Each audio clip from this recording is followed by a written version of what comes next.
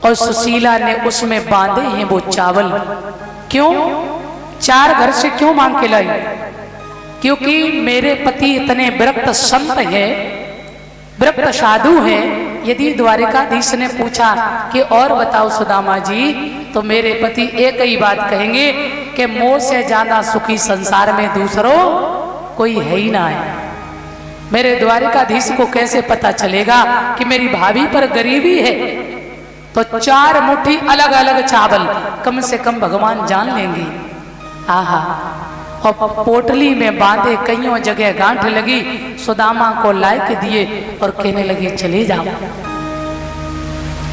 बुढ़ापे की काया है भामिनी, तुम बार बार कहती हो मित्र से मिलने के लिए, तो हमारे मन में भी बड़ी उत्कंठा हो रही है, हम भी जानो चाहे मित्र से मिलने। अच्छा ये बताओ, तुम्हें कछु कहना तो ना है? हाँ, एक बात कह देना। क्या? भगवान श्याम से जब मुलाकात हो तो एक हमारी खबर कर देना कि दुनिया में जितने भी आपके भक्त हैं, उन भक्तों के घर में हर महीने में 2 एकादशी पड़ती है, पर गोविंद तेरी भाभी के घर तो रोज एकादशी रहती है। 1 मास 2 पाक में 2 एकादशी हो, मेरे घर गोपाल जी नित्य एकादशी हो। अरे वक्त मिल जाए कन्हैया से तो एक खबर कर देना कि तेरी भाभी के घर में रोज एकादशी रहती है। सुदामा बोले जरूर कहेंगे, जरूर। तैयार हुई, बूढ़ी काया है, बगल में पोटली दवाली चावलों की, हाथ में लाठी ली है और पैरों में जूते तक नहीं है। बुढ़ापे की काया है, थर थर कांप रहे हैं। और सुदामा जी चले हैं।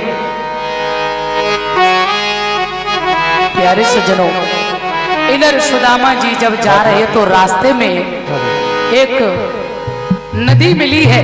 सुदामा जी उसे पार करने को खड़े हैं तो मन में विचार आया, द्वारिकाधीश से प्रार्थना की, अरे कन्हैया, मैं तो यहाँ तक आ गया, तेरी गर्ज हो तो हमें बुला ले, और नहीं तो हम तो यहीं पड़े सो रहे।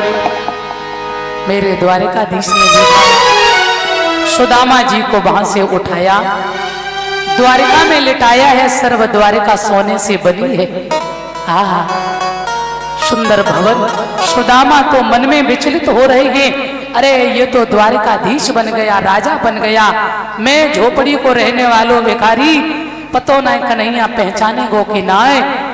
और जैसे ही द्वार पर पहुंचे हैं, पूछते पूछते, अरे भैया यहाँ कोई कन्हैया रहेगा?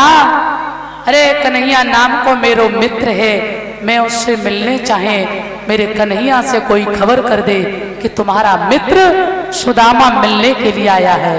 आइए कैसे बोले हैं। माताएं बैठती जाती, धीरे धीरे अपना भेंट चलाती हैं, बैठती हैं।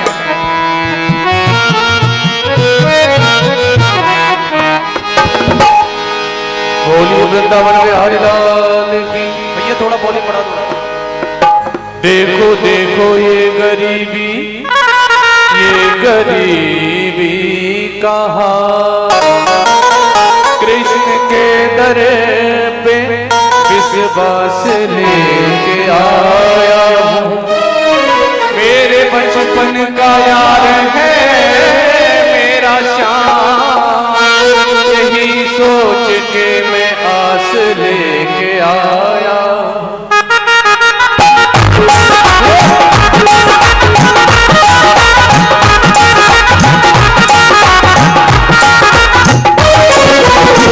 अरे द्वार पालो कन्हैया से कह दो, अरे द्वार पालो कन्हैया से कह दो, मिलने सुदामा मिलने सुदामा अरे द्वार पालो कन्हैया से कह दो, अरे द्वार पालो कन्हैया से कह दो, मिलने सुदामा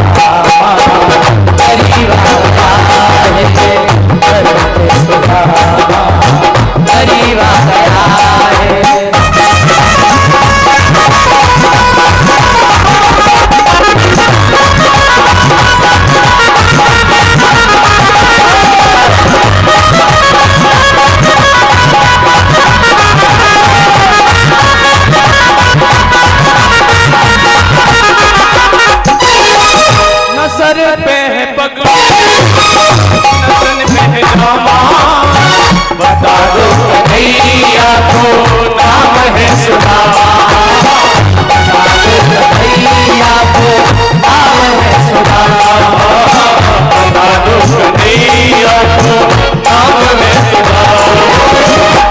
सर पे पगड़ी बदन पे जामा बता दो भैया वो नाम है सामा सर पे पगड़ी बदन पे जामा बता दो भैया को नाम है सुदामा बता दो भैया को नाम है सुदामा एक बार मोहन से जाकर के कह दो तुम एक बार मोहन से जाकर के कह दो मिलने सका नसीब गया है मिलने सका नसीब गया है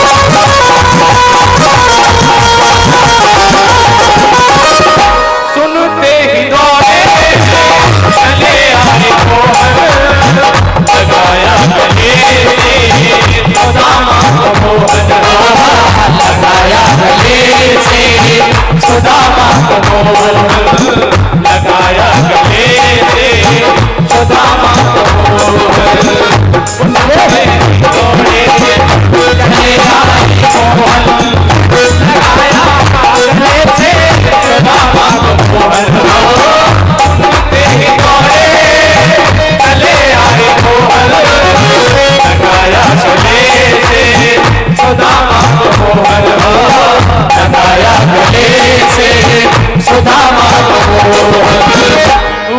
रुक्मिणी को बहुत ही अचंभा हुआ रुक्मिणी को बहुत ही अचंभा ये मेहमान कैसा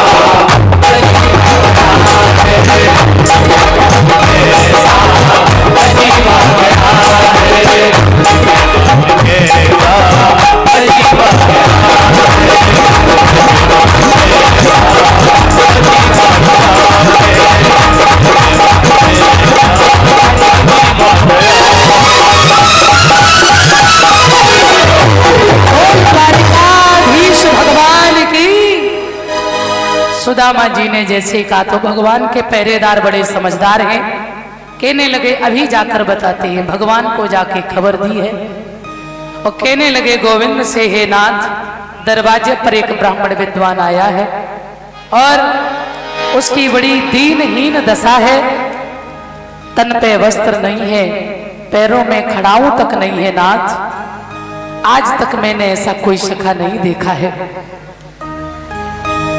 भगवान कन्हैया से सुदामा की सारी दशा को देख करके उस देवड़ीवान ने, उस पहरेदार ने कहा शीस पगान जगा तन में प्रभु जाने को आए बसो कही ग्रामा, धोती फटी सी लटी दुपटी और पाए उपान की नए सामा, द्वार खड़ो दुज दुर्बल एक रहो चक्षो वसुधा अभिरामा, और पूछत दीन दयाल को धाम बतावत आपनो नाम सुदामा। सुदामा का नाम सुनते ही मेरे त्रिलोकीनाथ भगवान द्वारिकाधीश, उन्होंने पीतांबर भी नहीं देखा, खड़ाऊ नहीं देखी, भगवान भाग पड़े स्वर्ण के सिंहासन से। पीछे से भगवान के पुत्र जा रहे हैं, अरे आज मेरे प्रभु ऐसे क्यों जा रहे हैं, और दौड़ते दौड़ते दौड़ते दौड़ते भगवान मेन द्वार पर पहुंचे तो सुदामा खड़े हैं, सोच रहे पतो ना पहचाने के ना, पर धन्य है मेरे गोविंद, दौड़ करके सुदामा को अंक में भर लिया, बड़ी ही स्नेह से सुदामा से बात करने लगी, प्रेम किया। सुदामा को लेकर भगवान अंदर गए, भैया बड़े दिन के बाद आए हो, जिस राज सिंहासन पर भगवान बैठते हैं उस पर सुदामा को बैठाला, मेरे बंधु को ध्यान रखना। और बड़ी बचपन की बातें होने लगी, भैया बड़े दिन के बाद आए। सुदामा बोले तेरी भाभी ने भेजो है। कन्हैया को राजसी ठाट देख के सुदामा चावल की पुटरिया अंदर खसकाने लगे। अब देखो जो द्वारिका की मालकिन है ना, भगवान द्वारिकाधीश ने रुक्मणी से इशारों कियो, जाओ जल लेकर के आओ क्योंकि सुदामा के चरण धोने हैं। सुखदेव जी कहते हैं सावधान, जो द्वारिका की मालकिन है रुक्मणी, वो जल लेकर के आ रही है और तब तक भगवान श्याम के नजर सुदामा के चरणों पर पड़ी। पैरों में बड़े बड़े छाले, उनमें कंकड़ चुभे हुए हैं, दीनहीन दशा है सुदामा की। भगवान बहुत रोए। कहते हैं भगवान 3 बार अपने जीवन में रोए। ब्रज छोड़ा तब, भीष्म से मिले तब, और आज सुदामा मित्र से मिले तो भगवान बहुत रोए हैं। भगवान कन्हैया रो रहे हैं, गरम गरम आंसू बिमाइयों में गिर रहे। सुदामा को बड़ा आराम मिल रहा है, सुदामा आनंदित हो रहे। जब तक रुक्मणी जल लाई तब तक अश्रु धारा से सुदामा के चरणों को प्रक्षालित कर दिया भगवान श्याम ने। बोल गोविंद भगवान की जय। कहते हैं कौन कहेगा कि सुदामा गरीब है, भिखारी है? अरे दुनिया जिसके लिए भजन करती है वो त्रिलोकी नाथ सुदामा के चरणों में बैठा है, और रुक्मणी पंखा झल रही सुदामा की चरण सेवा कर रहे हैं। बड़ी बचपन की वार्ता हुई। और बताओ भैया सब ठीक है? और भाभी कैसे हैं? बोले सब ठीक है, जो मेरी दशा सोई भाभी की दशा है। अच्छा भाभी ने भेजो? बोले बिल्कुल। फिर भाभी ने कछु भेंट में भेजो है। सुदामा ने सोची जे राजकुमारी खड़ी, इनके सामने हम कैसे दें? तो मेरे बंधु सुदामा शर्माए रहे। भगवान समझ गए कि सुदामा ऐसे हैं, ये नहीं देंगे। आगे बढ़े भगवान और सुदामा के बगल से पोटली खींच ली। कन्हैया से सुदामा बोले अरे रुक रुक रुक रुक कन्हैया, क्या कर रहा है, क्या कर रहा है? भगवान ने पोटली खींच ली और कहते हैं पोटली खींच के उसको खोला। 1 मुट्ठी 2 मुट्ठी और तीसरी मुट्ठी जैसी खाने को चले भगवान, तो रुक्मणी ने हाथ पकड़ लिया। एक में एक लोग, दूसरी में दूसरा लोग, और तीसरी में देने जा रहे। तीसरा तो रुक्मणी बोली हमें तो छोड़ो, तीसरे लोक में हम भी तो हैं प्रभु, हमें कृपा करो नाथ, सब कुछ दिए दे रहे हो हैं? और इशारा किया ये वही ब्राह्मण है जिसने छाती में लात मारी थी। भगवान कन्हैया बोले सुनो, ये ब्राह्मण नहीं होता तो तुम ससुराल के घर में होती आज। मन ही मन में बात हो गई भगवान की और रुक्मणी की। भगवान बोले तुमने अच्छा नहीं किया, बीच में हमें टोक दिया है। अब देखो कन्हैया ने प्रत्यक्ष में सुदामा को कुछ नहीं दिया, लेकिन उधर आदेश किया माया को, और सुदामा पूरी बनवा के तैयार कर दी है। सुशीला सुंदर वस्त्र आभूषणों से सुशोभित है, आनंद की वृष्टि हो रही है। इधर एक रात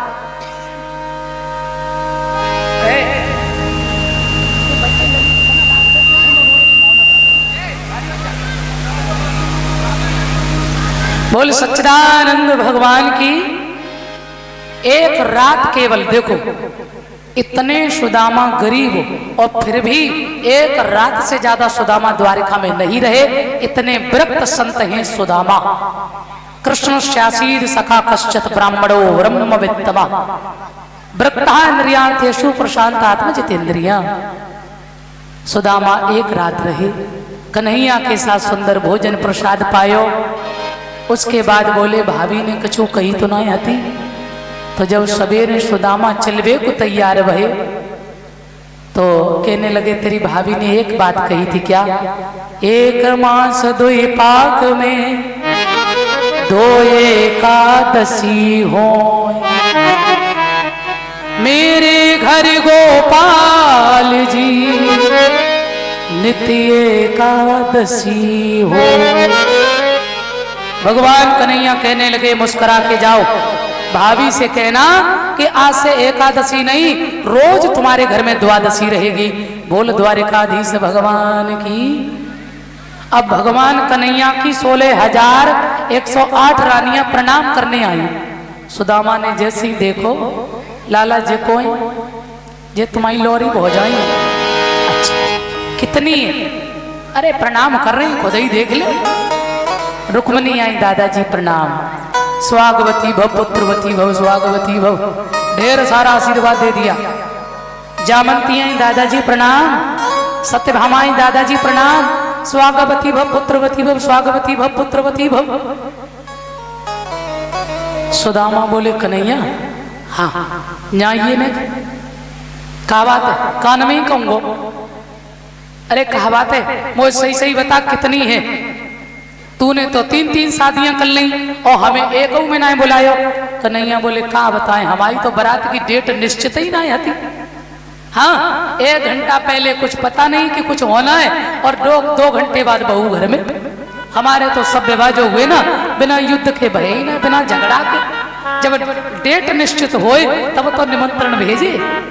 चलो कोई बात नहीं भैया, अब तो लाल लगी पत्नियों की।